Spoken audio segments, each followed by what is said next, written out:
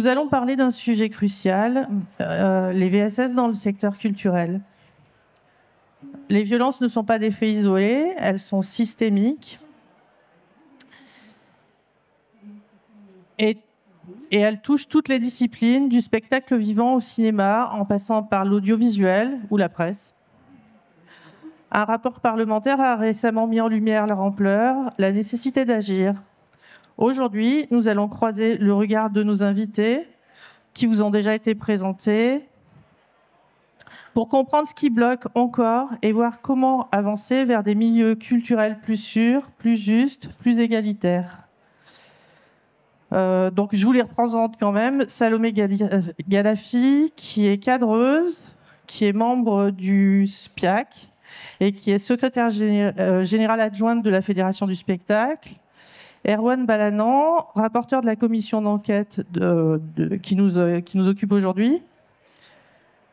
Catherine Huette, accordéoniste, secrétaire adjointe du SNAM-CGT et pilote du collectif Femmes Mixité Fédérale. Et enfin, Sandrine Rousseau, qu'on ne présente pas, mais que je présente quand même, présidente de la commission d'enquête parlementaire sur les VSS. Merci à tous, en tout cas, d'être là. C'est chouette de vous voir aussi nombreux sur ce sujet.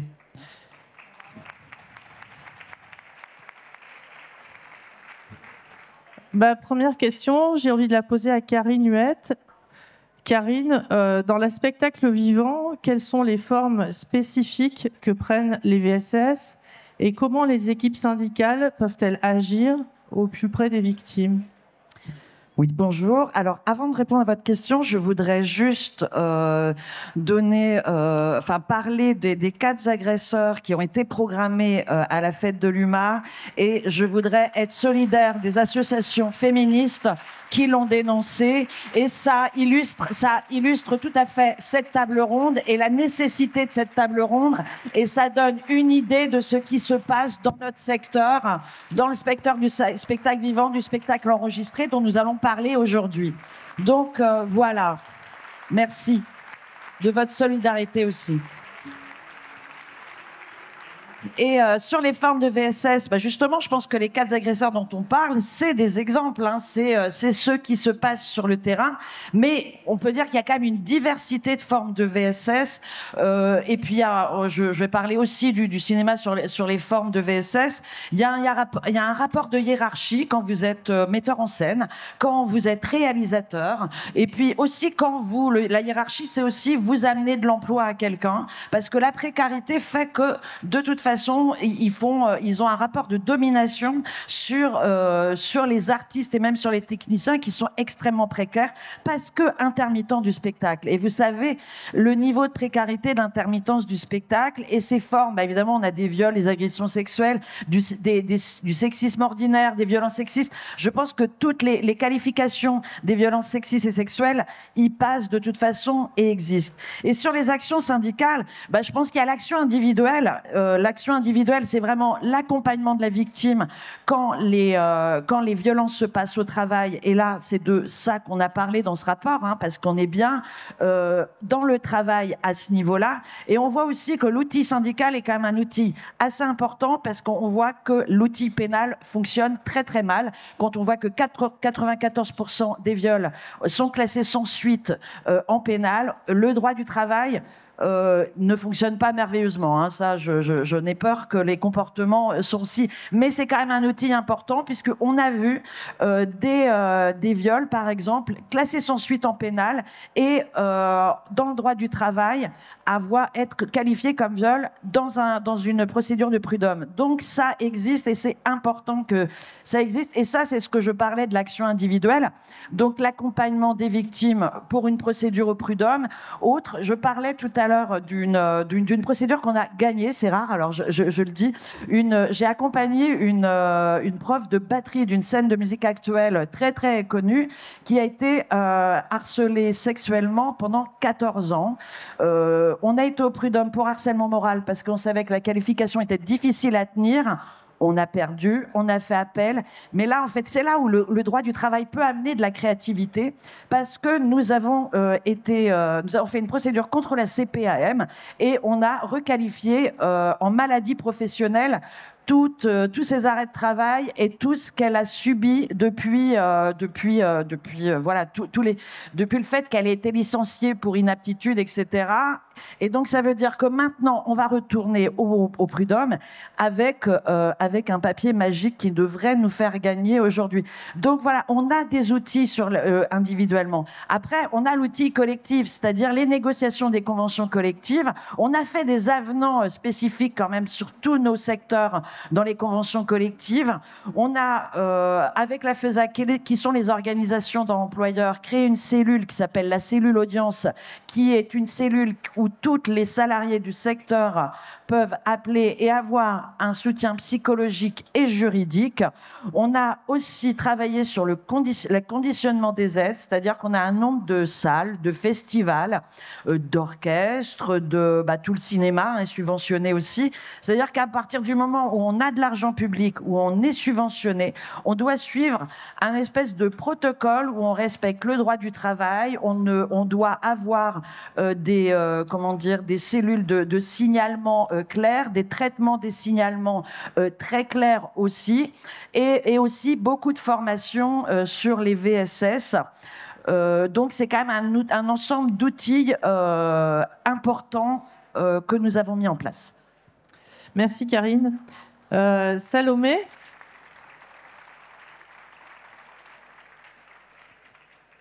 Salomé, le cinéma et l'audiovisuel ont beaucoup médiatisé la question des VSS.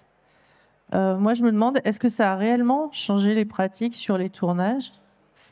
Alors oui, y a quand même, il faut commencer par dire oui et dire que ça a permis de faire avancer les choses, et notamment du coup ça a permis de pousser encore plus loin les outils développés. Les outils développés dont vient de parler Karine.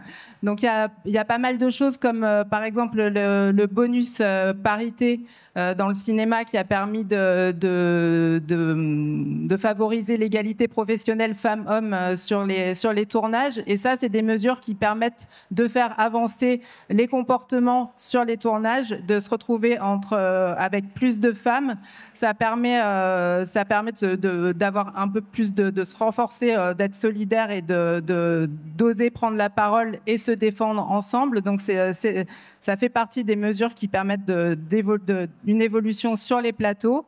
Mais il y a également tous les systèmes de formation qui ont été développés, qui ont permis à des personnes de... Alors, il y a différents types de formations, mais il y a des formations de sensibilisation qui permettent d'avoir une base, on va dire, concernant les violences sexistes et sexuelles. Mais il y a des formations beaucoup plus poussées pour les référentes qu'on retrouve sur les plateaux. Et donc, toutes ces différentes formations ont permis aux personnes ça permet quand même des évolutions. Ceci dit, il y a encore pas mal de boulot, puisque on le voit, c'est sans arrêt, on a des exemples et ça ne concerne pas que le cinéma et l'audiovisuel évidemment, mais on a sans arrêt des nouvelles plaintes et des personnes qui sont toujours victimes de violences. Donc il faut continuer à développer les outils en question. C'est le cas, par exemple, dans toutes les négociations de conventions collectives. Donc, les syndicats de salariés et notamment le SPIAC sont vraiment là présents pour défendre donc les droits des travailleuses, surtout des travailleuses en ce qui concerne les violences sexistes et sexuelles. Et donc, il faut vraiment qu'on continue à bosser dans ce sens. Donc, il y a beaucoup de choses déjà faites, mais c'est vrai que ça peut encore aller plus loin, et il faut aller plus loin. Ouais. Merci. Karine l'a un peu évoqué, Salomé. Alors moi, je pense moi, je suis journaliste rémunérée à la pige, donc je suis en contrat précaire très souvent. Et je me suis posé la question de comment on fait pour protéger les travailleurs et les travailleuses qui sont intermittents, qui sont précaires et qui peuvent craindre de perdre des possibilités d'emploi ou de contrat s'ils dénoncent des faits. Comment on fait pour les protéger ? Alors ça, c'est un des problèmes dans nos secteurs. C'est effectivement, voilà, c'est vrai que cette peur du blacklistage, c'est quelque chose qui nous empêche de parler. Et c'est c'est beau pour beaucoup de choses. C'est également concernant les violences morales qui sont, enfin, c'est un type des violences qu'on cible de plus en plus. Maintenant, puisque le fait de parler des violences sexistes et sexuelles, ça a permis aux personnes de se rendre compte que, en fait, il y a tout un problème de violence morale pour lequel on n'est pas encore formé. Justement, il n'y a pas de référente, et ça, c'est un souci. Et tout ça vient de cette même précarité, en fait, de nos emplois. Qui fait que oui, parfois on n'ose pas parler parce que soit on a peur soi-même de ne pas être réembauché, soit on a peur qu'un tournage soit mis à l'arrêt si on dénonce une violence et de pénaliser toute une équipe. Et on sait pertinemment que nos collègues comptent sur ces heures qui leur permettrait de bénéficier, donc de faire assez d'heures, comme on dit, pour bénéficier de l'assurance chômage entre deux contrats précaires. Et donc, alors, il y a des systèmes, par exemple, d'assurance qui sont en train de se mettre en place pour faire que ça ne pénalise pas complètement un projet. Voilà, donc ça, c'est peut-être des choses à développer qui permettraient mais surtout, comme je l'évoquais tout à l'heure, en fait, une des mesures moi, qui me semble importante dans nos discussions, c'est le fait de vraiment pousser l'égalité professionnelle et d'avoir une vraie parité sur les plateaux. Et ça permet vraiment d'aller vers moins de virilisme et moins de violence. Et donc ça, c'est vraiment un truc à vraiment pousser. Certes, il y a beaucoup de progrès. On est de plus en plus de femmes sur les plateaux et parmi les techniciennes, mais on est beaucoup d'assistantes. Vers les chefs de poste, ça commence on les compte encore sur les doigts de la main, et il y a un pourcentage qu'on évoque assez régulièrement et qui est quelque chose entre 10 et 15% de chefs de poste, chiffre au-delà duquel on a l'impression qu'on n'arrive pas à le dépasser. Donc il faut vraiment qu'on réussisse à être plus nombreuses, et ça, je pense que c'est une des mesures qui permettra de faire évoluer les choses. Ça suffit pas, mais c'est une des mesures qui permettra de faire progresser. Ouais. Merci. Sandrine,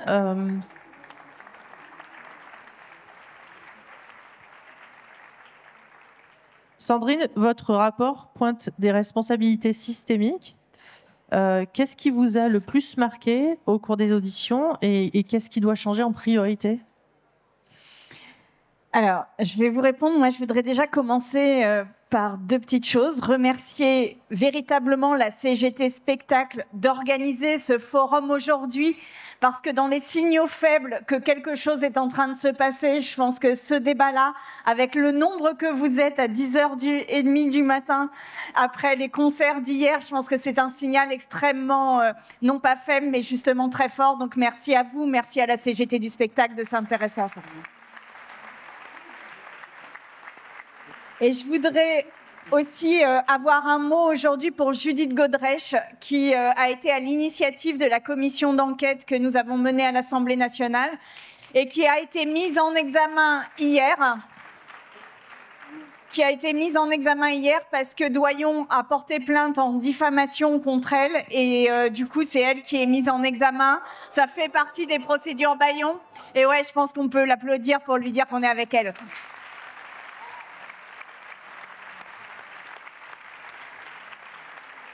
Alors, déjà, toute la commission a été extrêmement marquante, c'est-à-dire que ça a été une commission éprouvante, vraiment. Tous et toutes, tous les députés qui avons été présents dans cette commission, tous à des moments, on a eu des émotions qui nous ont débordés, tous et toutes à des moments, on a été déstabilisés, tous et toutes à des moments, on a même dû un peu prendre du recul tellement ce qu'on recevait dans cette commission était parfois très violent et souvent très violent et parfois très dur à encaisser. Et ça... Voilà, ça nous a renvoyé à quelque chose à notre humanité, et il s'est passé quelque chose aussi de très humain dans cette commission d'enquête. Mais moi, ce qui m'a vraiment frappée, c'est la différence de pouvoir social, la différence de pouvoir économique, et l'immense précarité de celles et ceux qui ont subi des choses et qui sont dans véritablement une terreur de parler. Mais vraiment une terreur. C'est-à-dire que d'un côté, on a des personnes qui sont en situation de pouvoir, qui font des films sur leur nom, qui voient des festivals s'organiser sur leur nom, qui ont des structures en charge. Et puis, de l'autre côté, des personnes qui vivent avec 3 semaines de contrat, puis qui après ne savent pas de quoi demain sera fait, et qui probablement, si elles parlent, n'auront pas le contrat la prochaine fois. Et en fait, cette concentration du pouvoir, qu'il soit économique ou social, est au cœur du caractère systémique des violences. Et autre chose qui m'a frappée dans cette commission, c'est qu'on a eu des témoignages depuis des personnes qui étaient stagiaires sur des tournages ou des festivals, même des bénévoles, jusqu'à la grande star internationale qui a 40 ans de carrière derrière elle et qui nous racontait encore une agression sexuelle d'il y a 3 semaines. Et en fait, soyez certains et certaines d'une chose, c'est que parce que dans les médias, on entend machin, on entend ce cas-là, on entend cet acteur-là ou ce festivalier. Ce qu'on a entendu dans la commission d'enquête, c'est que ce ne sont pas des cas qui s'additionnent. C'est un système entier qui est organisé sur l'omerta des violences sexuelles. Et que tant que nous n'avons pas compris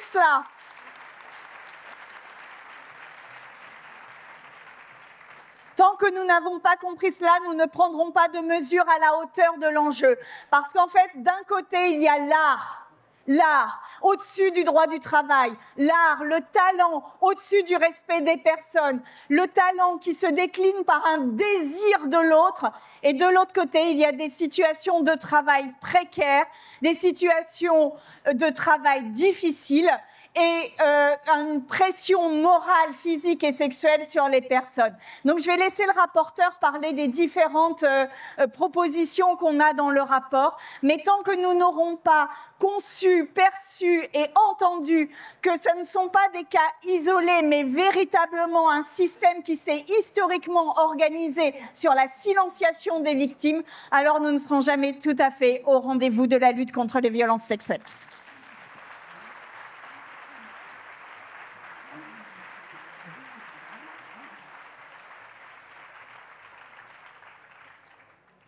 Erwan, ça fait une jolie transition, mais du coup, c'est quoi les mesures législatives ou réglementaires qui vous semblent aujourd'hui le plus urgentes à mettre en place dans le secteur culturel ? Merci de l'invitation. Et moi aussi, comme Sandrine, vous dire merci d'être là parce qu'on sent qu'on a besoin de personnes derrière nous. Et c'est vrai que pendant très longtemps, moi, ça fait très longtemps que je suis engagé sur les sujets de violences sexistes et sexuelles, sur les violences de harcèlement. J'ai beaucoup travaillé sur le harcèlement scolaire en particulier. On a longtemps été un peu seuls. On regardait derrière et il n'y avait pas grand monde. Et depuis quelque temps, peut-être en partie grâce aux différents travaux parlementaires, on sent qu'il y a un vrai changement. Dans ce rapport, juste compléter ce que disait Sandrine, on pointe une machine à broyer des talents. Et moi, je reviens là-dessus parce que c'est extrêmement, et Sandrine vient bien de le décrire, on a un système qui a broyé des talents. Et moi, ça me navre de savoir qu'il y a des gens qui ont arrêté leur carrière, qui sont passés à autre chose, qui ont fini d'être cadreuses, techniciennes, comédiennes, parce qu'elles se sont fait broyer par un système qui les a profondément blessées. Et moi, j'ai une pensée aussi pour toutes ces femmes, parfois ces hommes, moins souvent, mais souvent ces femmes qui ont dû arrêter leur carrière parce qu'ils avaient été broyés. Alors, qu'est-ce qu'on peut faire? Déjà, il faut quand même dire quelque chose, et ça a été dit par Salomé, il y a eu énormément de choses qui ont été faites dans le milieu du spectacle vivant, du cinéma et de l'audiovisuel. C'est quand même un milieu qui a pris en compte un certain nombre de choses, mais sans doute qui n'avait pas pris la mesure du fléau, et c'est peut-être ce qu'on a réussi à dénoncer dans ce rapport. Alors les mesures principales qu'il y a à faire, elles sont effectivement nombreuses. La première, c'est tout sur le volet de la formation. Il faut continuer, il faut amplifier les formations. Il faut savoir aujourd'hui que, par exemple, tous les producteurs, tous les techniciens, quand ils commencent un film, ils ont une formation qui rappelle les règles. Et ça, c'est systématique maintenant. Et ça, c'est financé par le CNC et par les différentes cotisations que payent les employeurs. Et ça, c'est très bien, mais il faut le systématiser dans d'autres domaines, par exemple dans le spectacle vivant. Et c'est en cours via le Centre national de la musique. Ils sont en train d'aller. Donc ça, c'est le premier point, le volet formation. Et en faisant de la formation, on fait évidemment de la prévention et ça me semble important. Ensuite, moi, il y a un deuxième sujet sur lequel on a une préoccupation, c'est comment on protège les gens qui sont témoins ou qui dénoncent. Aujourd'hui, on l'a vu, quand vous êtes un technicien, une technicienne, vous voyez quelque chose se passer, vous savez très bien que c'est difficile d'aller, j'aime pas ce mot, mais c'est pourtant la réalité, dénoncer quelque chose que vous avez vu. Alors, comment on fait pour le protéger? Et surtout, comment on fait pour protéger cette personne? Et on l'a vu, on le voit aussi avec Judith Godrèche, comment on donne un statut aux gens qui sont, entre guillemets, des lanceurs d'alerte. On voit que vous avez un certain nombre de personnes qui veulent que ça ne change pas du tout et que dès que quelqu'un dénonce, il trouve des moyens pour aller pour contre-attaquer. Les choses ont changé. Je reviens là-dessus parce que, par exemple, au Festival de Cannes cette année, dans un des forums et dans une des discussions importantes que nous avons eues sur ce sujet, il y a une jeune femme qui s'est levée et qui a dénoncé. Les autres années, elle aurait été ostracisée, elle aurait sans doute dû partir du festival. Cette année, elle a été un peu un rôle modèle et elle a été accompagnée. Des mesures ont été prises immédiatement par l'association dans laquelle il y avait potentiellement quelqu'un qui avait fauté. Et ça, c'est un vrai changement. Donc j'ai dit formation, j'ai dit protection, et puis ensuite, on a tout un sujet sur comment on accompagne les entreprises, comment on accompagne le secteur public, secteur privé. Et je pense beaucoup que la question de la conditionnalité des subventions est importante. On le sait, le milieu de la culture est aidé beaucoup par les collectivités, par l'État, par un certain nombre de dispositifs, le Centre national du cinéma et le CNM. Et aujourd'hui, on avait un bonus parité.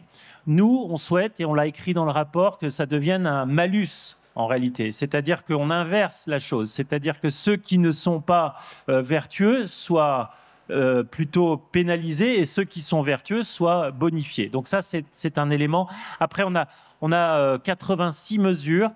Aujourd'hui, ce qu'on est en train de faire avec nos équipes, c'est qu'on est en train on a classifié tout ce qui était de l'ordre des conventions collectives. Il y a beaucoup de choses qui appartiennent à la négociation collective et syndicale, et c'est pour ça que c'est important d'avoir des syndicats extrêmement engagés sur le sujet.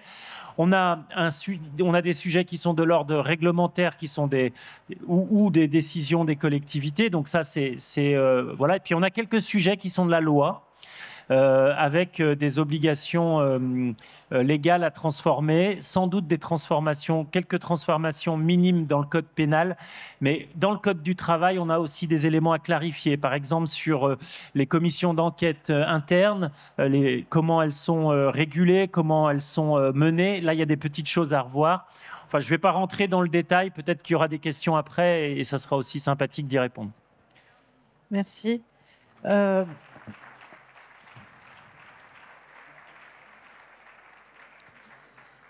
Karine, on entend qu'il y avait déjà des choses qui étaient en place.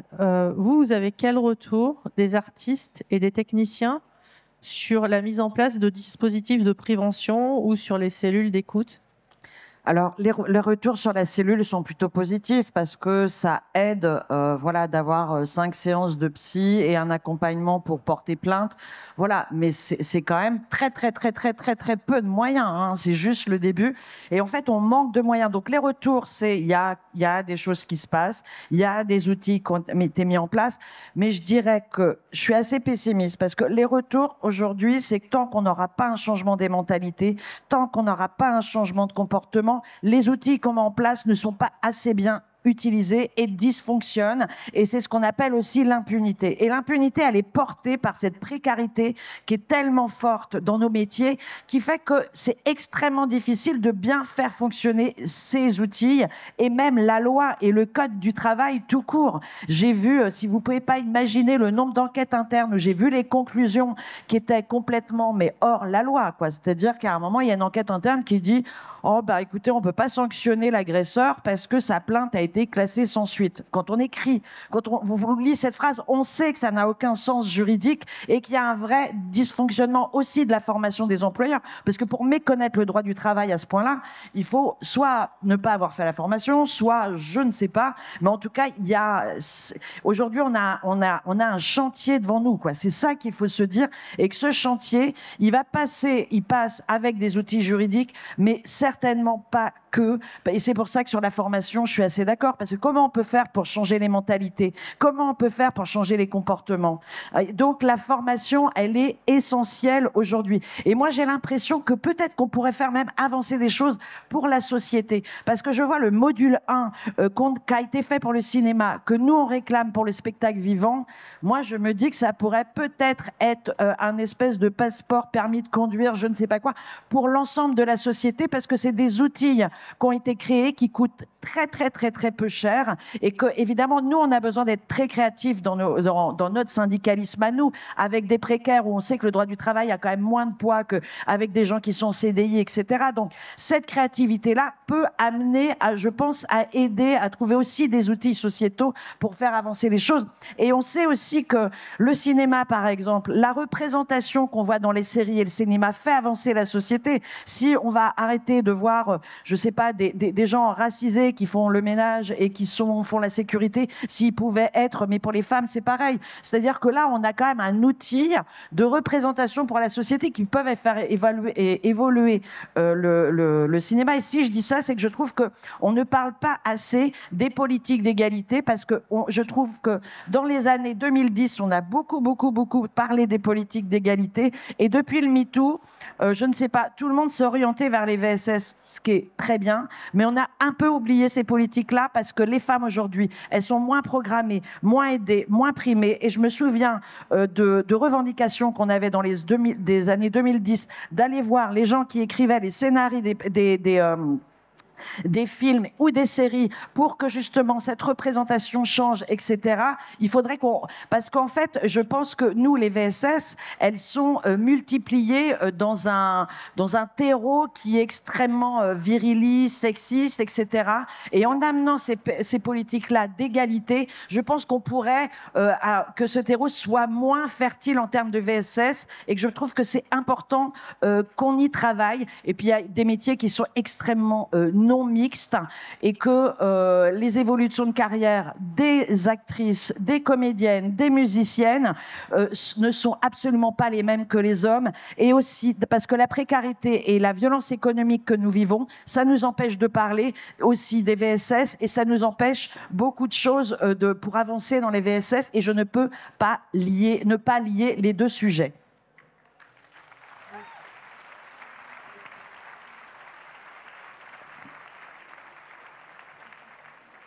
La question suivante, je vais l'adresser à Sandrine, mais je pense que Erwan, vous pourrez répondre aussi.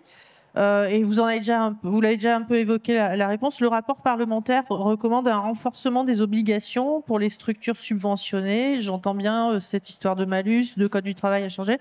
Qu'est-ce que peut faire l'État pour conditionner ces aides au respect, égalité et prévention des violences? Et puis, est-ce que on a des marges de manœuvre justement pour le secteur privé aussi?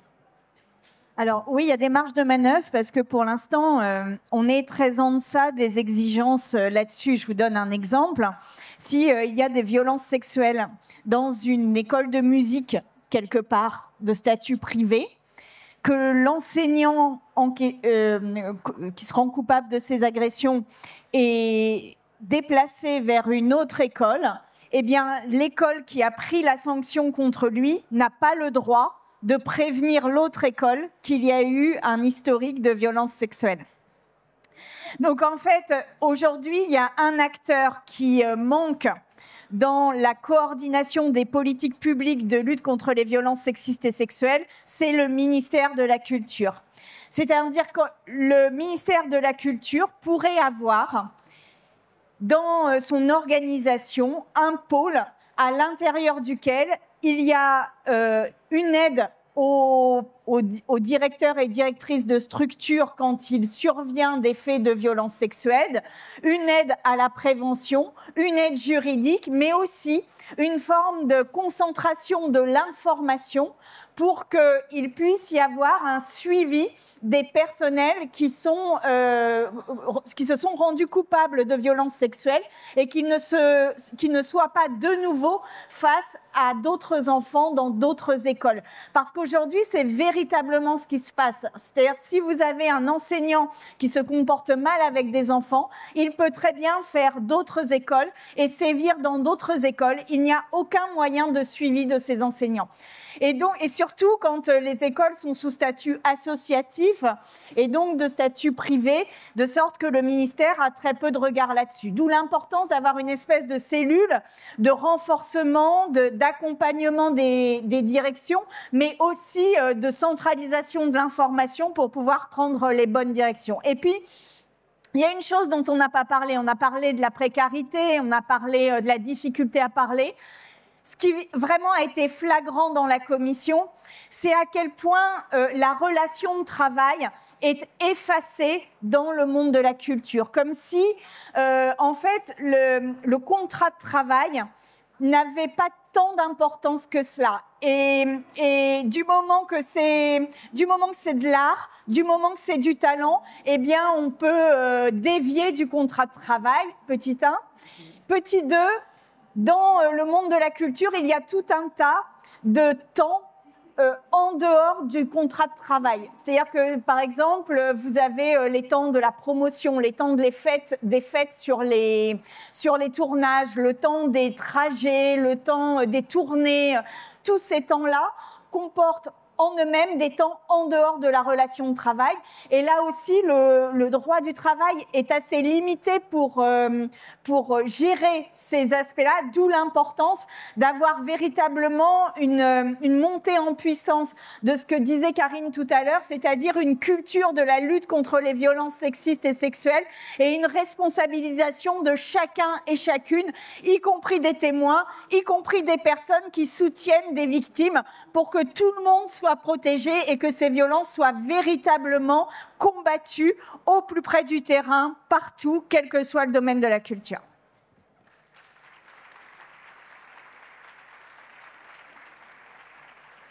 Je complète. Plusieurs choses sur le sujet que vient d'évoquer Sandrine, qui est un sujet important de comment on protège. Parce que ce qu'on oublie, c'est que notre commission d'enquête, elle était aussi sur les mineurs dans ce monde. Et on a vu, et l'histoire de Judith Godrèche et l'histoire d'autres femmes, de jeunes femmes, nous montrent bien qu'il y a une vulnérabilité encore plus importante quand on est mineur dans le monde du spectacle. Moi, je pense que pour les écoles, c'est une réflexion de l'été suite à notre travail. C'est que je pense qu'il faut qu'on mette en place en France un dispositif qui a été mis en place dans d'autres pays, l'Australie par exemple. C'est un contrôle systématique de l'honorabilité des personnes qui travaillent avec les enfants. C'est-à-dire que dès qu'on a quelqu'un qui travaille, on a commencé à le faire pour le sport, mais il faut le généraliser. Et il faut que ça soit la même procédure, le même protocole pour tout adulte qui est en lien avec les enfants. Et ça, on va y réfléchir, on va travailler, mais je pense qu'un contrôle de l'honorabilité est quelque chose qui serait intéressant et qui, à mon avis, répondrait à cette question, parce que la question des listings, elle est toujours risquée. Qui rentre dans les fichiers, etc., etc. C'est toujours un peu risqué. Est-ce que c'est quelqu'un qui est condamné?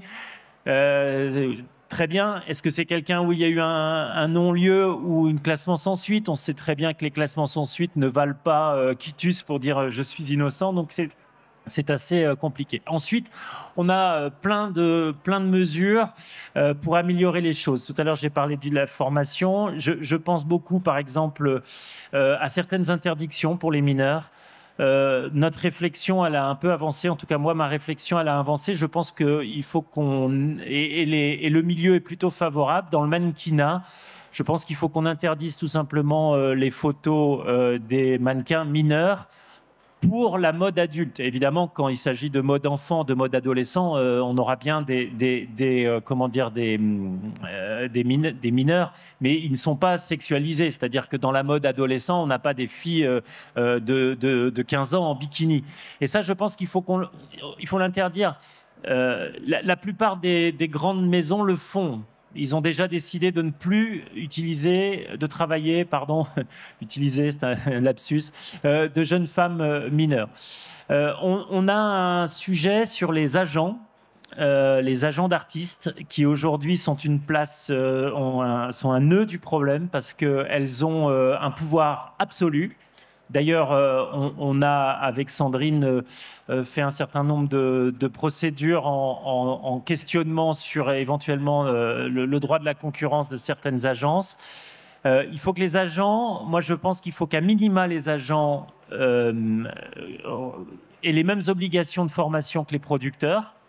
Je rappelle, hein, aujourd'hui, tous les producteurs cinéma, mais maintenant aussi spectacle vivant, ont la formation. C'est-à-dire le producteur et l'employeur. Hein.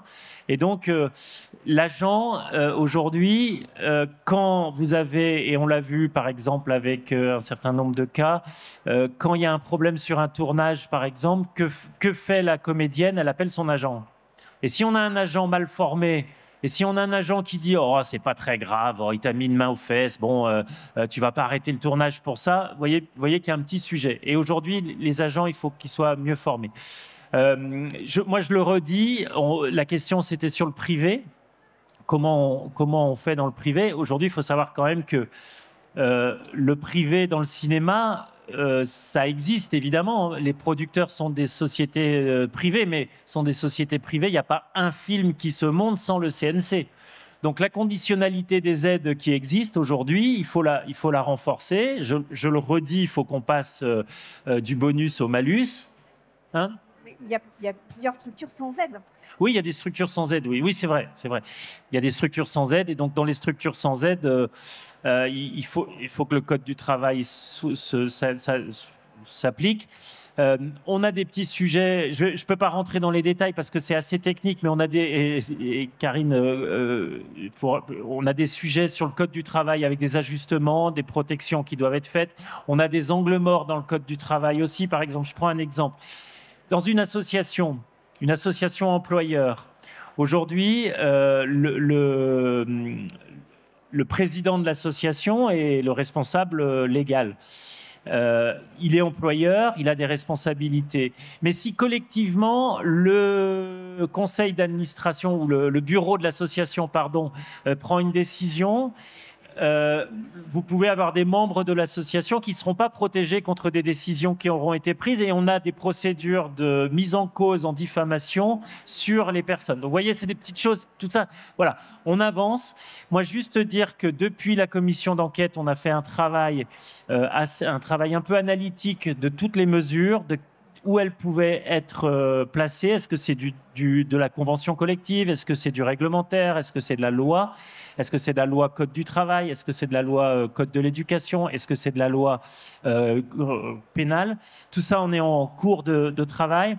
On a déjà vu un certain nombre d'acteurs du milieu pour continuer ce qu'on avait fait pendant le rapport. Et les choses avancent, et comptez sur notre détermination pour vraiment continuer à faire bouger les lignes.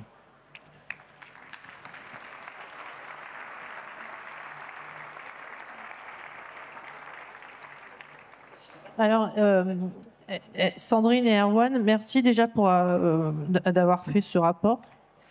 Mais la dernière question, je vais la poser à chacun d'entre vous. Comment faire en sorte que ce rapport parlementaire ne reste pas lettre morte, et si vous deviez donner une priorité absolue à mettre en œuvre dans les 12 prochains mois, chacun d'entre vous, laquelle vous choisiriez? Salomé? Alors, je dirais, je réfléchissais là en entendant parler un petit peu tout le monde. Je vais parler pour le spectacle enregistré. Je laisserai Karine parler pour le spectacle vivant. En fait, donc là, on a parlé essentiellement de 2 conventions collectives qui sont celles du cinéma et de l'audiovisuel.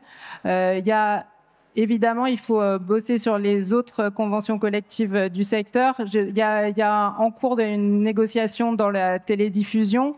Il y en a une qui a débuté dans le secteur qu'on appelle la Presta. Donc, mais il y a également tout ce qui est secteur du film d'animation et de l'édition phono, dans lesquels il faut absolument intégrer des avenants, comme ça a été le cas dans les conventions cinéma et audiovisuel.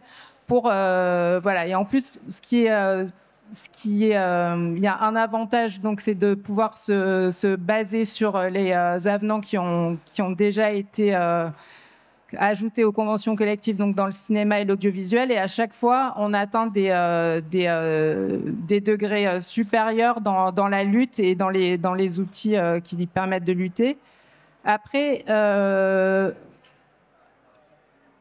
une mesure, je vous laisserai en fait, je pense que je vais laisser Karine, je crois savoir de quoi elle va parler, mais en fait, moi je me dis que là, il y a pas, c'est pas une mesure, il y a 2 choses que je pense vraiment nécessaires pour qu'on aille dans le bon sens. C'est d'une part qu'on arrête de sabrer les budgets de la culture, parce que en fait, on est en train de flinguer nos secteurs. Ça crée des conditions de travail et des ambiances qui sont déplorables et qui du coup sont vraiment dangereuses et qui sont propices en fait à générer des violences, puisque tout le monde, ça fait bosser dans le stress. On a eu des retours de situations à risque en fait générées par ça. Donc vraiment, il faut.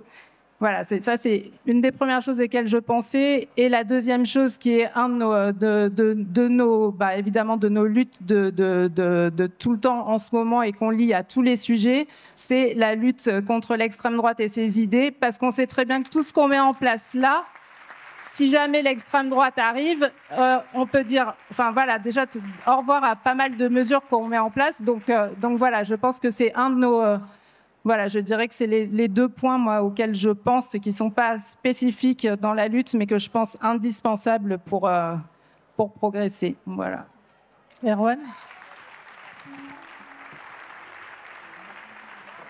Moi, j'ai déjà parlé d'un certain nombre de mesures, mais au-delà d'une mesure, c'est la question de continuer le combat pour l'égalité femmes-hommes. Le sujet, il est là en réalité. Le sujet, c'est pas autre chose. Parce que dans le monde du cinéma, le monde de la culture, le monde de l'audiovisuel, c'est un monde où ces différences égalité femmes-hommes sont exacerbées, mais elles sont présentes dans la société. Et s'il y avait un souhait, mais je vois qu'on est à la fête de l'humanité et que c'est souvent différent d'autres endroits, c'est qu'il y ait autant de femmes que d'hommes à travailler sur ce sujet. Et là, je vois les regards et je vois autant d'hommes que de femmes, et je suis content parce que si on n'embarque pas les hommes sur ces questions, on aura du mal à y arriver. Donc, et pour une fois, je suis content, c'est que je suis en minorité sur le plateau, et c'est tellement rare qu'il faut aussi le signaler, mais c'est plutôt bon signe. Donc, vous voyez, c'est un combat de tous les jours qu'il faut continuer à mener, et c'est un combat qui, en réalité, au-delà de la question égalité femmes-hommes, c'est juste une question de notre bien vivre ensemble et des chances que chacun peut avoir d'exercer son métier, sa passion en sécurité. Karine? Merci. Oui, alors pour compléter peut-être ce qui a été dit, moi je vous disais tout à l'heure que je pense qu'on doit faire évoluer les mentalités, on doit faire changer les comportements, et la formation massive, pour moi, elle doit arriver dans les 12 mois qui viennent, et une formation massive dans le spectacle vivant qui vient. Mais quand je parle de formation, c'est aujourd'hui on doit être créatif, parce qu'une formation juridique n'est absolument plus suffisante aujourd'hui. C'est-à-dire qu'on doit, par exemple, je parlais avec le SNMS, qui est le syndicat de metteurs en scène, qui me disait qu'ils allaient mettre en place une formation pour désexualiser le corps des actrices et des comédiennes, ce que je trouve extrêmement intéressant, puisque ils doivent travailler sur des scènes, et c'est souvent à ces endroits-là que ça se passe. Et si ils peuvent être tous formés pour se dire je dois changer de regard sur les corps que je vois en face de moi, etc. Enfin bref, on voit qu'il y a, et puis il y a aussi des formations sur les mineurs, comment on les informe, parce que moi j'ai appris une chose avec ce rapport. C'est vrai que honnêtement, tout ce que vous avez reçu sur les VSS des comédiens, des comédiennes, des actrices, des musiciens, enfin, je le savais, je suis dedans depuis plus de 20 ans, mais les mineurs, de découvrir à ce point qu'il y avait autant de violence sur les mineurs, j'ai été quand même extrêmement surprise, et c'est quand même à cet endroit-là où on habitue des mineurs qui vont après rentrer dans un métier avec des habitudes et des normalisations de situation, et ils ont déjà normalisé tous les comportements inappropriés autour d'eux puisqu'ils le vivent depuis qu'ils sont enfants. Hier, j'ai croisé un étudiant du CRR de Paris qui me dit « mais viens, ce serait bien que le syndicat intervienne au CRR ». Alors je dis « bah oui, c'est bien, vous allez apprendre qu'il y a des droits sociaux, je vais venir ». Il me fait « non, non, mais c'est pas ça qu'on veut. Moi, j'entends parler de caresses, de machin, de comportement de tous mes copains et mes copines, ils me parlent de ça. Donc c'est le sujet fondamental aujourd'hui dans ces endroits-là. Donc c'est vraiment pour dire que la formation et l'information doit être à tous les niveaux. On parlait tout à l'heure d'ailleurs de tout ce que fait la fête de l'humanité, par exemple, aujourd'hui contre les VSS, au cas où il y a des problèmes. On parlait des cas d'agresseurs, on voit qu'il y a un potentiel de VSS aujourd'hui. Quelle information a été faite sur tous les dispositifs qui sont mis en place? Et il y en a plein. Donc aujourd'hui, il faut qu'on soit informé et extrêmement formé.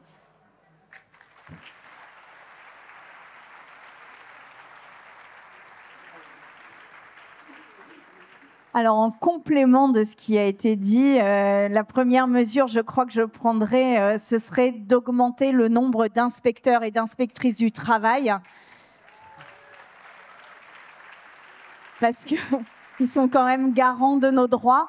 Et j'aimerais aussi pouvoir pousser le montage d'un film autour d'Adèle Haenel, le montage d'un film sur le nom d'Anna Mouglalis, le montage d'un film sur le nom de Sarah Forestier, de Judith Godrèche, d'un festival sur Flore Benguigui, d'un festival de théâtre sur Marie Coquille Chambel, et toutes celles qui ont dénoncé pour qu'enfin, plutôt que de s'effacer, parce qu'un des trucs qui a été très flagrant dans la commission, c'est qu'on s'est beaucoup interrogé du devenir des hommes qui étaient accusés de violences sexuelles. Aucun des acteurs que nous avons auditionnés, quand je dis acteurs, c'est au sens large, hein, c'est pas les acteurs, mais tous les acteurs des métiers de la culture, aucun ne s'est interrogé sur ce que devenaient Adèle Haenel, Sarah Forestier, Flore Benguigui, etc. Et je voudrais un tonnerre d'applaudissements pour elles, parce qu'elles sont hyper courageuses et que c'est grâce à elles aussi que ça avance.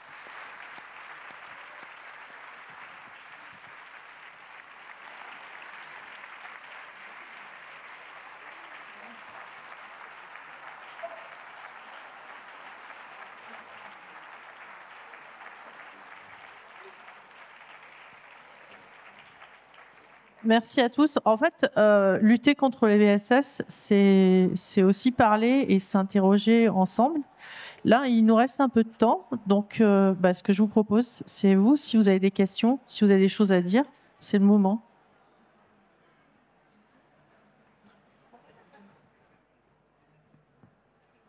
Oui. Oui, juste de petites anecdotes parce que j'ai fait des études de cinéma. Pour vous dire un peu l'ambiance aussi dans les lieux où on découvre en fait cet art, cette passion. La première, c'était, on avait un cours de technique vidéo et le prof, pour nous amuser, il nous racontait des histoires, enfin des anecdotes, et il nous disait que par exemple, quand actrice devait faire une scène de nu et qu'elle disait, s'il vous plaît, je préfère que les techniciens sortent de la salle, de la scène, enfin ceux dont on n'a pas besoin. Il disait, bah, vous imaginez bien que nous, on prenait un petit retour un magnéto et qu'on allait dans la salle d'à côté et qu'on la voyait quand même.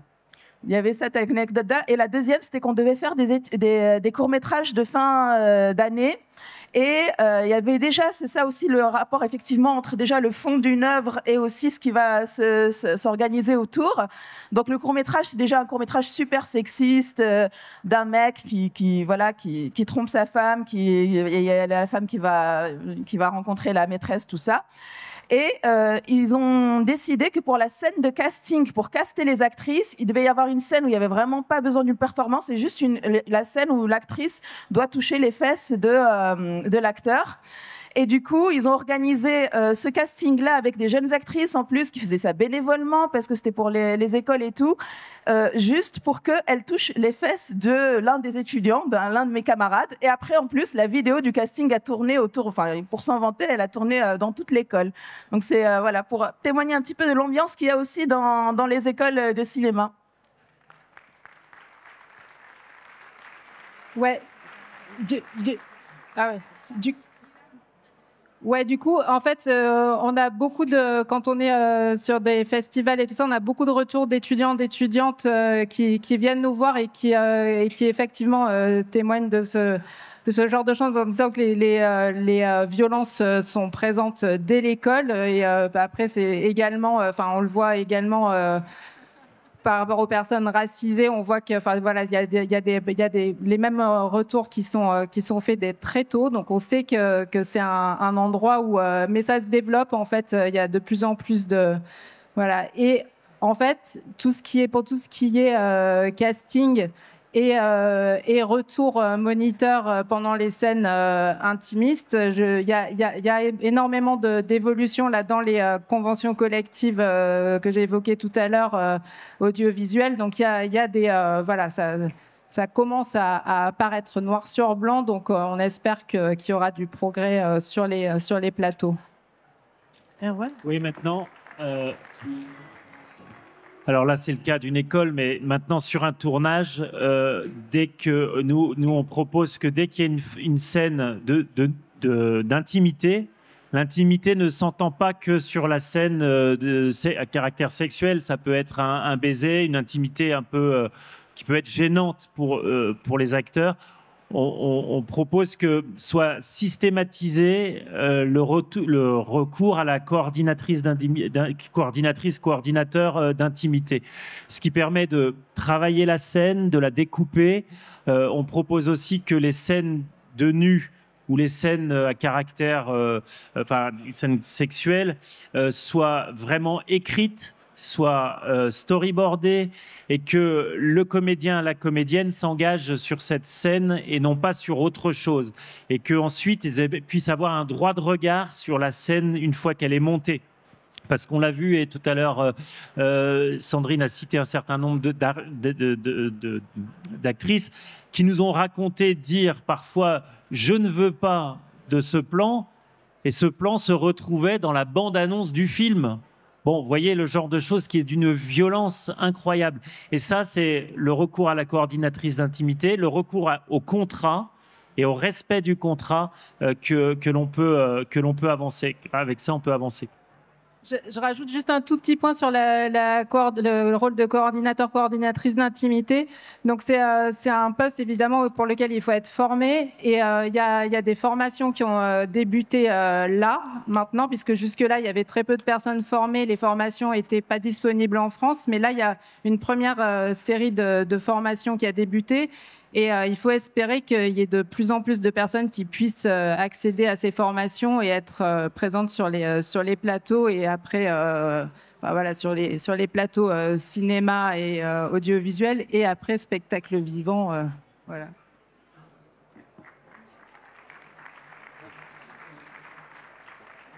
Bonjour, je suis absolument pas du monde du cinéma, mais consommatrice.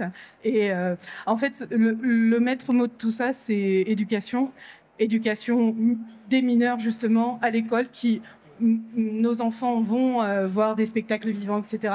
Et si on ne les éduque pas déjà à la base, les futurs professionnels éventuellement que ça peut devenir, il manque cruellement de matière à réflexion en tous les cas.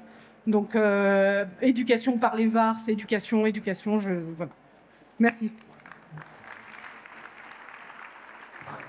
Alors, rapidement, je suis d'accord sur le fait qu'il faille de l'éducation. Moi, je vous alerte sur vraiment l'idée que pour lutter contre le réchauffement climatique, il faut de l'éducation. Pour l'égalité femmes-hommes, il faut de l'éducation. Pour éviter les violences, il faut de l'éducation. Moi, je pense qu'il faut aussi des sanctions, du pénal, de la...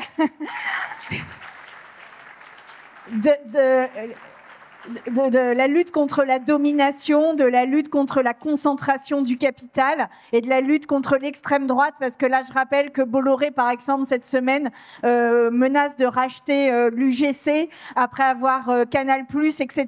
Et qu'en fait, c'est aussi dans cette bataille culturelle que mène l'extrême droite que le danger réside. Et donc, oui, à l'éducation, mais on ne peut pas s'en remettre aux générations futures. Là, c'est notre responsabilité d'arrêter maintenant ce système de domination.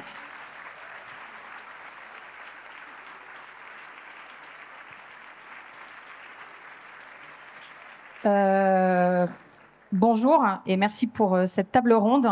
Donc moi, je suis la secrétaire générale du syndicat des personnels techniques, administratifs et d'accueil à la CGT Spectacle, initiatrice de ce débat. Et je voulais d'abord dire un immense merci pour ce rapport, puisque ça a permis de relancer les travaux de négociation qu'on menait, qui étaient, après la négociation et la signature de 2 accords de branche, donc c'est l'organisation du travail au niveau d'un secteur d'activité. On avait des employeurs, des organisations d'employeurs qui étaient, bon, ben ça c'est fait, hop, on passe à autre chose et on s'en lave un peu les mains et on a coché la case qui va bien avec le petit communiqué de presse qui va bien. Et ces travaux parlementaires ont permis de remettre notamment une revendication phare qu'on portait depuis plusieurs années, qui est un comité conventionnel d'hygiène, santé et conditions de travail qui permettrait justement de pousser davantage le travail au niveau d'un secteur d'activité. Parce que ce qu'il faut prendre conscience, tant dans le secteur public du spectacle que privé, c'est que ce sont une multitude de toutes petites structures dans lesquelles il n'y a pas de délégué syndical, dans lesquelles il n'y a pas de représentants du personnel. Et que les victimes, même si ça évolue parce que la cellule, etc., se retrouvent très souvent livrées à elles-mêmes et dans un essolement total pour pouvoir agir au plus près de leur contrat de travail dans ce qu'elles traversent. Et en plus, on a quand même une particularité, c'est qu'on est très freestyle au niveau de l'application du droit du travail dans ce secteur, et que justement le rapport a permis de s'en ressaisir et donc d'inscrire à l'ordre du jour des négociations la création justement de ce comité conventionnel qui, je rappelle, a été supprimé au niveau des entreprises lors des ordonnances Macron en 2017. Et moi, en revanche, il y a quelque chose qui m'avait assez interloqué au moment des auditions, c'est qu'on a eu des témoignages extrêmement forts, douloureux, comme ça a été dit, d'actrices, mais aussi de techniciennes, de femmes, et qu'en revanche, les acteurs, cette fois au sens comédiens, artistes, masculins qui ont été auditionnés, avaient réclamé le huis clos. Donc, ont-ils bien pu dire dans ce huis clos qu'ils aient peur que ça se répande dans la presse et que ça nuise à leur carrière? Moi, je sais que c'est quelque chose qui m'avait beaucoup interpellée, le courage des comédiennes, et des techniciennes qui avaient témoigné, et eux qui se sont réfugiés derrière le huis clos.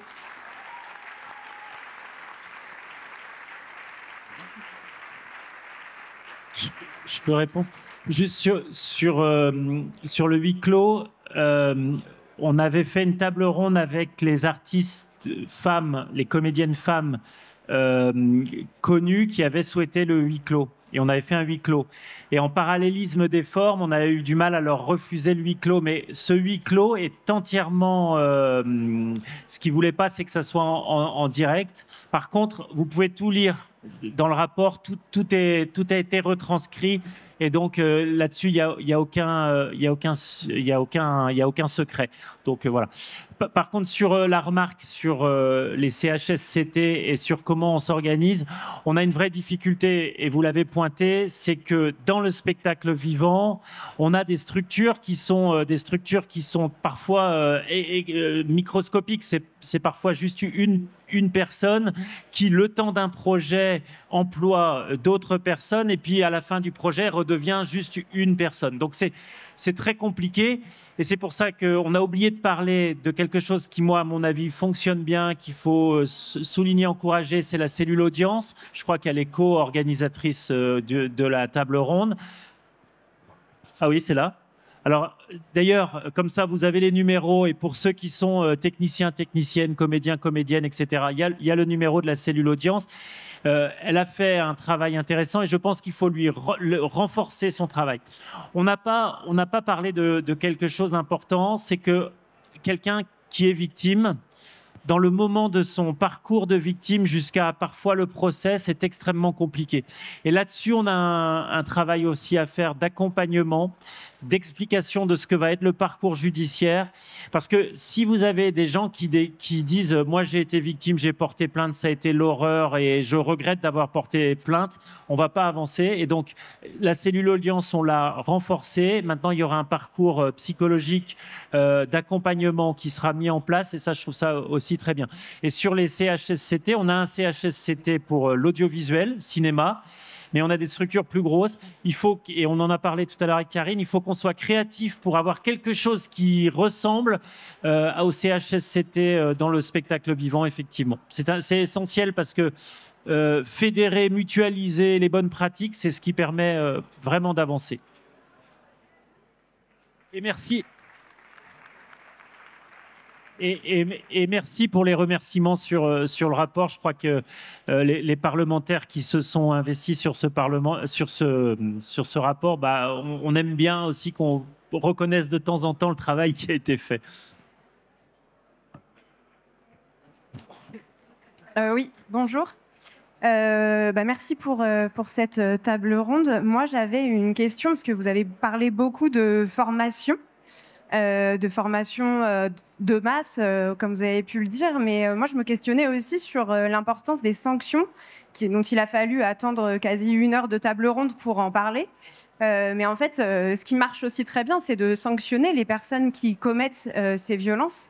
Et donc, comment on renforce cette capacité à véritablement sanctionner ceux qui font ces violences, et en fait à former aussi les personnes qui prennent les décisions, les personnes qui commettent les violences. Vous parliez tout à l'heure du syndicat des metteurs en scène. En fait, c'est aussi vers les personnes qui dominent dans ces milieux qu'il est temps en fait de former pour qu'ils puissent arrêter de se cacher derrière le fait de ne pas savoir. Moi-même qui donne des formations sur les questions de violence, on sait très bien que le public majoritaire, en fait, ce sont des femmes qui viennent dans ce type de formation, et en fait, ça fait retomber la responsabilité sur elles, sur savoir comment réussir à éviter les violences. Et en fait, il est grand temps qu'à un moment donné, ce soit aussi les agresseurs potentiels qui soient confrontés à des formations et au fait qu'ils peuvent être sanctionnés s'ils continuent à avoir ce type de comportement. Voilà. Juste, vous avez entièrement raison, mais aujourd'hui, je l'ai dit, je le rappelle, à chaque début de tournage, c'est depuis cette année en février, à chaque début de tournage, tous les membres du tournage sont formés. Il y a deux temps, une formation une formation en ligne qui doivent valider. Et elle est assez bien faite, et elle donne vraiment des clés, et une formation sur place. Donc, mais vous avez raison, les cadres, les metteurs en scène, les producteurs ne peuvent pas dire on savait pas. Peuvent pas dire on savait pas. Déjà, ils ont une responsabilité d'employeur quand ils sont producteurs. Donc ça, c'est important. Après, sur les sanctions, ce qu'il faut améliorer, c'est le temps quand la personne victime, ce que j'ai dit tout à l'heure, l'accompagnement vers la plainte, l'accompagnement au moment de la plainte, moi je suis assez favorable à ce que quand on dépose plainte, on soit obligatoirement accompagné d'un avocat, que ces avocats soient évidemment, qu'on permette à ces avocats, à la personne que cet avocat lui coûte rien, parce que quand on regarde les stats judiciaires dans notre pays, là où il y a de la perte, c'est dans toute la période de l'instruction. Entre le moment des faits jusqu'au moment de l'instruction et de l'éventuel procès, c'est là qu'il y a les 94% de pertes. Ensuite, quand il y a un procès dans notre pays, on punit pas mal en fait. C'est-à-dire que on est le pays qui a le quantum de peine le plus élevé en Europe sur les sujets. Mais il faut arriver jusqu'au procès et souvent, c'est là que le bas blesse, vous avez raison, il y a trop de victimes qui, hélas, soit abandonnent, soit prennent des classements sans suite qui sont très, très douloureux pour eux et pour elles. Ouais, elle surtout. Je vais juste rebondir sur la sanction aussi et de parler des sanctions des employeurs parce que là, tu étais plus sur le pénal. Et en fait, on voit, j'ai parlé au début de notre difficulté de sanctionner, en fait. C'est de ça que je voulais dire quand tu parlais de dysfonctionnement.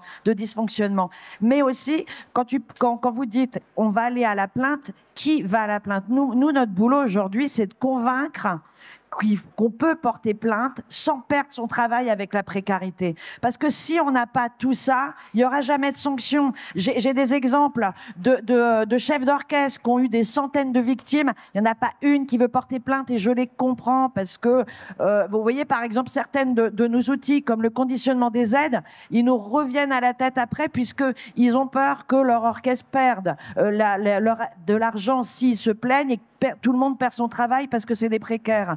Donc quand on parle de la formation massive, ces changements de mentalité, on n'y arrivera pas sans ça, puisque si personne ne porte plainte, on ne peut pas avoir de sanctions légales. Et c'est bien devant ça que nous sommes.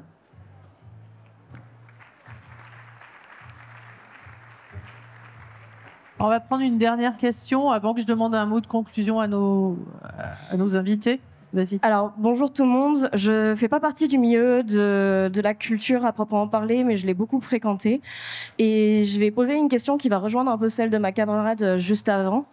Que faire pour lutter contre les personnes qui protègent volontairement les agresseurs et les violeurs?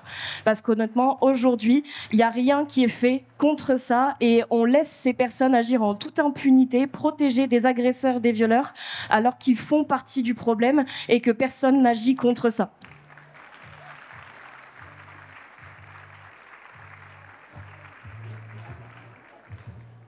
Il faut absolument un délit de complicité. Enfin, il faut un délit de complicité ou un délit de non-dénonciation.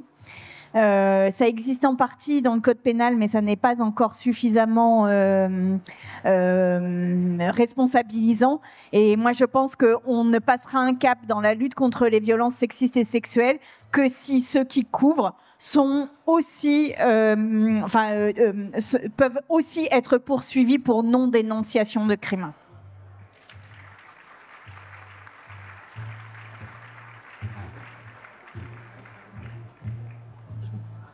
Bonjour, je ne suis pas du tout dans le milieu du spectacle, moi je suis dans le milieu de la santé. Et ma question, en fait, c'était par rapport à, justement, à l'aide à porter plainte. En fait, dans les hôpitaux, maintenant, ils mettent en place la possibilité pour l'employeur hospitalier de porter plainte, notamment dans le cadre des agressions de patients. Ce genre de choses, je voulais savoir s'il y avait possibilité de faire ça dans le monde du spectacle ou pas. Ou est-ce que la plupart du temps, c'est l'employeur lui-même qui est fautif? Alors, c'est intéressant le parallèle parce qu'il y a beaucoup de similitudes entre le monde hospitalier, médecine et le monde du cinéma avec ce fort pouvoir hiérarchique et parfois des gens qui ont un tout pouvoir. Dans le cinéma a été mis en place et dans les spectacles vivants les référents VHSS qui permettent parfois à quelqu'un qui est témoin d'aller voir le référent et qui fait l'interface, qui peut en discuter, qui peut confronter les gens et décider ou pas des suites qui peuvent être données. Et ça, je pense que c'est assez intéressant. Mais juste pour rebondir, vous savez, moi je suis de la circonscription où le docteur Le Squarnec a sévi. Sandrine aussi, on a rencontré le collectif de victimes. On a des vrais sujets. C'est pour ça que je pense que la protection des mineurs et la question de l'honorabilité des mineurs dont j'ai parlé tout à l'heure, enfin pas l'honorabilité des mineurs, l'honorabilité des personnes travaillant auprès de mineurs est quelque chose d'extrêmement important et je pense qu'on aura des avancées, j'espère, sur ce sujet dans les temps prochains au niveau législatif. Oui, bonsoir, bonjour. Pardon. Serge Quérault, je suis président de la cellule de lutte contre les violences sexuelles à la Fédération française de volley. Je suis trop pris là. Oui, je suis président de la cellule de lutte contre les violences sexuelles à la Fédération française de volley. Et c'était pour vous parler des contrôles d'honorabilité qu'on a mis en place et qui fonctionnent. Même s'il y en a 600 ou 700 de rejetés, pour les raisons que vous connaissez. Je crois que ça, c'est un exemple qui peut servir. Le ministère des Sports a mis en place la cellule Signal Sport. La culture pourrait faire pareil. Je ne suis pas sûr que Rachida vous le fasse. Et puis, pour vous dire aussi que mardi soir, on a une formation des dirigeants et de leurs responsabilités par rapport à ce phénomène. Voilà. Donc, je crois qu'il y a des choses à copier. Merci. Peut-être je vais demander à chacun d'entre vous de nous faire un petit mot de conclusion avant qu'on rende leur liberté aux gens. Salomé.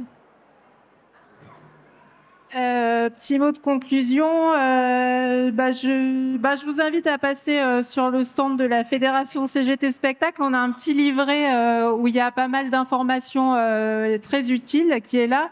Et je vous invite également à passer sur le stand de la Vie ouvrière. Il y a un numéro, le numéro 4, qui est consacré à MeToo, pourquoi on se bat encore. Et voilà, donc avec un axe militant féministe sur ces questions. Donc voilà, je vous recommande ces deux choses. À très vite.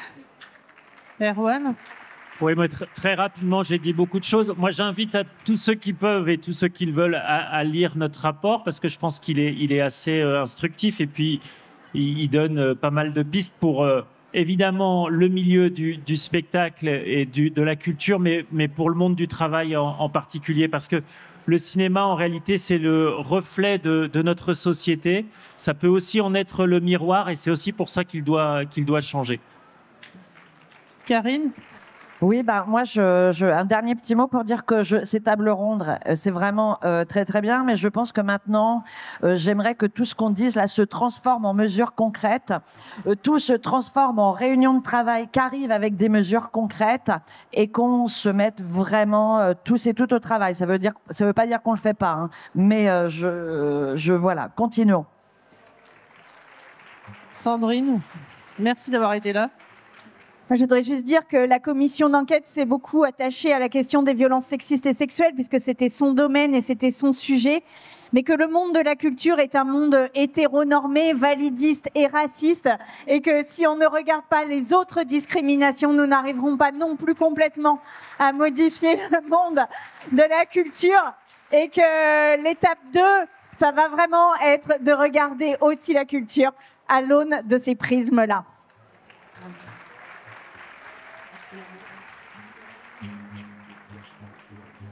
Alors, merci à nos intervenants pour leur analyse et leurs propositions. Merci à vous tous d'être ici. Ce débat montre que nous ne partons pas de rien, que des victimes osent dénoncer, qu'il y a des syndicats qui se mobilisent, qu'il y a un rapport parlementaire qui existe et qu'il y a des outils qui commencent à se mettre en place. Il y a urgence à transformer nos constats en actions réelles, à les incarner dans la réalité, à nous protéger les uns les unes les autres, à conditionner les financements publics au respect de notre sécurité. La culture est perçue comme un espace de liberté, d'émancipation, de création. C'est à nous tous d'en faire un espace d'exemplarité et de sécurité. Merci à vous tous d'avoir été ici, et puis merci à vous d'avoir été là aussi.